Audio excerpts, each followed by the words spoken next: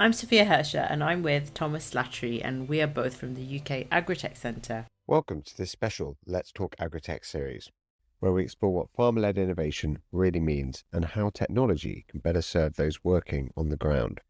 This series built on our latest report, Innovation Technology, The Farmer's Perspective, which we authored to better understand what farmers really want from innovation, barriers they face, and how we can develop solutions that actually work in practice. So this report is based on insights from 122 farmers, along with expert workshops and real-world case studies. And one of the key findings is that farmers are natural innovators, problem-solving every day. They often feel disconnected from the research and the development process.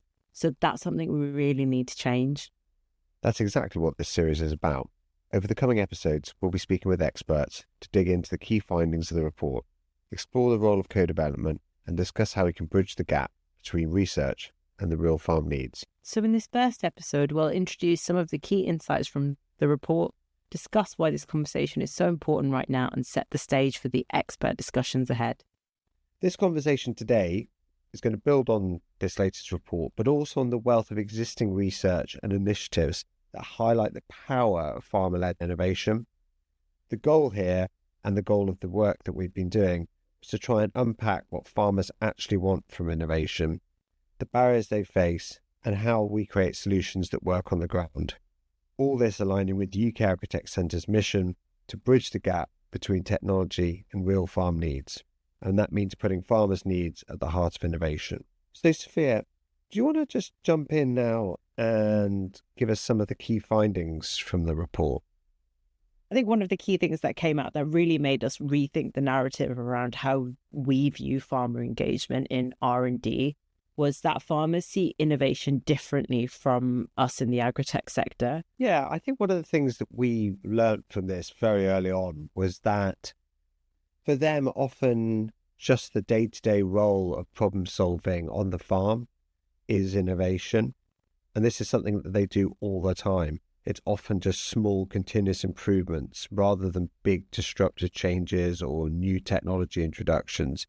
And I think there is a really important insight, which we'll come on to a bit more, that innovation is a much more important thing to farmers, which can be anything from innovating around farming practices or how they manage workforce or their distribution and offtakes, manage sales channels, or even diversification on the farm. And technology is an enabler to some, but not all of that.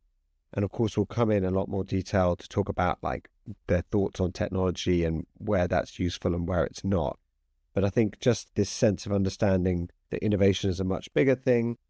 It's not always the same as how we see innovation, and technology is this enabler that comes in and can help with certain aspects of innovation. Yeah, and I think what's really interesting is we started this process, 8 months ago with a piece of research surveying 122 farmers. And originally, our research question was about what farmers want from agri-tech. But the more that we talk to them, the more we realize that there's a much bigger piece of work to be done here to understand what they need and how we can align better with farmers. And so building on that, we then conducted lots of workshops with them so we could dive into some of these original insights from our survey work. And we held these online and in person and ran a bunch of focus groups as well to really pull out this information to understand what farmer-led research really should look like. Yeah, I think that's a really important point. And I think it's also a good point to acknowledge that these insights and revelations that we had through the research aren't 100% new. Farm-led research and this understanding of on-farm experimentation is not something new to the UK. You have people like the Innovative Farmers that have been doing this for nearly a decade and run well over 100 field labs. On-farm experimentation is a growing movement globally. We saw a quite influential report written by Lacoste a few years back and authored by Tom Macmillan, which sort of talked about the rise of on-farm experimentation and how it's so critical to moving innovation forwards in agriculture. Also, it'd be pretty remiss not to talk about Flynn, which is the Farmer-Led Innovation Network, which is a group of various farmer groups and organizations all leading thinking and trying to do projects around farmer-led innovation. So obviously it'd be silly for us not to reference them when talking about this. So this isn't new, but it was really helpful for us as an organisation to look at it, particularly through the lens of the kind of farmers that we work with. Yeah, and we do have experience in farmer-led research. We have our farm network and we have a really dedicated farms team at the UK Agri-Tech Centre. But I think Tom and I both feel there's a lot more voices to be heard when it comes to effective farmer-led innovation and considerations to be made. So that was really the starting point of it all. Do you want to jump into a little bit more about what farmers want and a bit more about the research? Yeah, so farmers want technology that solves real world problems and not just what's in the lab. I have an academic background and there can be a bit of a disconnect there. So I think considering what their real problems are, what their real challenges are, is really important in the development process. And then prioritizing better decision making tools, practical agricultural solutions, and ensuring that there's that level of peer-led knowledge sharing, that really came out strongly. Yeah, you're absolutely right. And to be clear, the findings that we took, particularly from the initial survey of those 122 farmers, really aligned with some other pieces of work, particularly a Farmer Research Priorities report that was commissioned by the Centre for Effective Innovation in Agriculture last year, which the centres were involved in as well. And again, notice that farmers are really interested in applied research, not necessarily just high-tech abstract solutions. Yeah, so the key takeaway there really is that farmers want innovation, but they want it to be practical, they want it to be accessible, they want it to be tested in real world conditions. And it's also important to consider who their trusted advisors are and make sure that there is that knowledge sharing in the way that they prefer. So another thing that came up very strongly, both in the research, the surveys, was barriers to adoption and specifically this idea of risk. Do you want to talk a little bit around that, Sofia?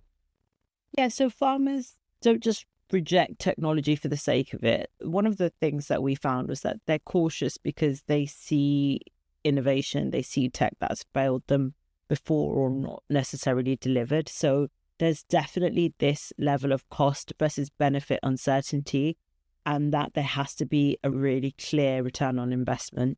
Yeah, it's interesting because what cost meant to farmers, I think we might have initially interpreted that through the lens of what is the cost to buy or to rent or robotics as a service, pieces of technology or some kind of new innovation. But actually, when we dug into the research and the interviews, we realized that the cost could mean anything from time wasted, having to train people, how difficult it was to integrate new innovations and technology with existing systems, etc., etc., etc. That idea of cost was a lot, and it came out again and again that farmers are very cautious around looking to help develop and or adopt technologies if they're not fully sure.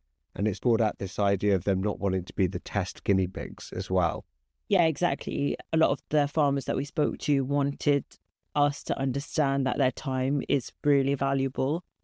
So importantly, these challenges were echoed in the wider research, and encouragingly, it seems that farmer-led research and on-farm experimentation has shown to be very successful for developing innovations and technology that farmers are more likely to adopt in the long run.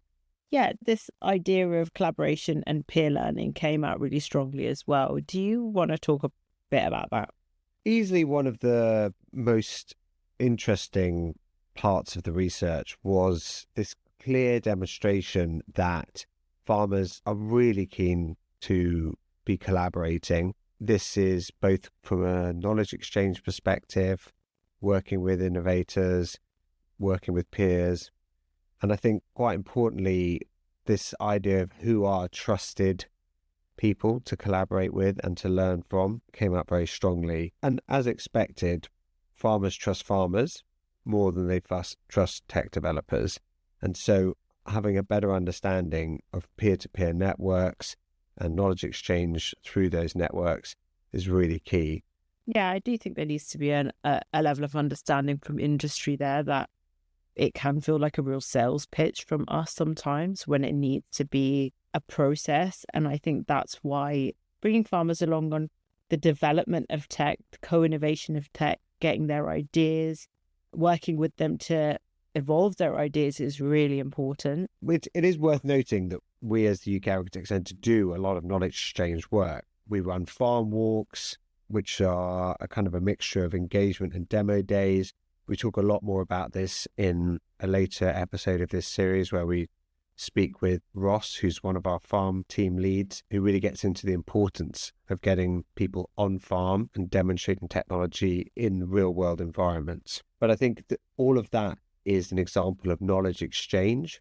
I think where we then got led on to was trying to understand how we can involve farmers at an earlier stage in the research, which was this idea of farmer-led research, seeing a big shift towards this. Not insignificantly, obviously, we as an organisation are involved in the newly announced Adopt Fund from DEFRA, which is going to be offering farmers across the UK the opportunity to conduct farmer-led research. Yeah, so there's definitely this global shift, isn't there, Tom? Farmers are demanding a seat at the research table. And something that came out in our report was that they feel disconnected from the R&D decision-making, the research and development decision-making process, and want more collaborative, co-designed solutions where they are considered right up front. Like you said, there's the newly launched Adopt Fund, but there are other successful initiatives that do this really well. Yeah, and I think it's worth raising at this point, like, why is it farmer-led research works so well? And I think just top of the list, we're getting farmers who are the people that understand the day-to-day challenges of the farm and of farm enterprises front and centre. Again, in a later episode of this series, we talked to Claire, our head of agri-systems, and she really gets into this idea of kind of farmers' tacit knowledge and them being best placed to understand what are both challenges that need to be solved and what potential solutions are like. And therefore, the role of organisations like ours is to work with those farmers and then bring in the appropriate researchers, academics and innovators to help find solutions to those problems. So we have that. And then we also have the fact that tech and the innovation solutions around those are more likely to be tested in real farm conditions, tailored to the practical farm needs, and with a much higher likelihood of these things being adopted and having long-term viability. Yeah, we have some really good examples of projects that have worked super well at the minute, like the biodiversity monitoring project with Sofia Alexander at Hemsworth Farm. And we also have the Hoof Count project, which are both really good examples of farmer-led research. And the case studies are linked out in the report, so you can go away and read a little bit more about those two projects if you like. But they just show how it can be really effective. And Hoof Count, for example, is a commercialized product that is really helping the dairy industry. Yeah, I love both of those case studies, and it's interesting to see that they've been such popular ones in the past, both with farmers that have seen them, innovators, and actually the kind of wider ag press. And I think it just goes to show that something about farmer-led innovation really resonates with people. It feels like the right way to be doing innovation of this sort. So it's probably a nice point to just talk about what we see as the positive future for farmer-led innovation and the role that Agri-Tech has to play in that. During the research, obviously, we were focusing a lot on the challenges and the barriers to adoption and kind of all the kind of stumbling blocks. But farmers generally came across as super excited about technology and its possibilities, especially on farm. And they want it to work for them. There was a real interest in automation and robotics, decision support tools. Sustainability came up as a really big one, soil health as well, which I found really interesting. And look, I think whenever we presented these results back to people, particularly to the farmer audiences, we've been careful to caveat that anyone who signed up to partake in a 45-minute interview on innovation and technology was likely to be on the more progressive end of the sort of the innovation curve as a farmer. But I think what that highlights is there are a lot of people who are very excited about these. And if we can have successful innovations and technologies that work well for those farmers, those people will be the best people to encourage others who might not be quite as progressive in terms of their approach to innovation and technology to get involved and to try things and to adopt things. Yeah, some of the key takeaways that came out was that obviously they define innovation broadly, just like we talked about earlier in this podcast, and that tech is just one part of that puzzle, that the barriers to adoption are real. We have to address usability. Collaboration, again, is the most effective driver of change, like you've just said, Tom.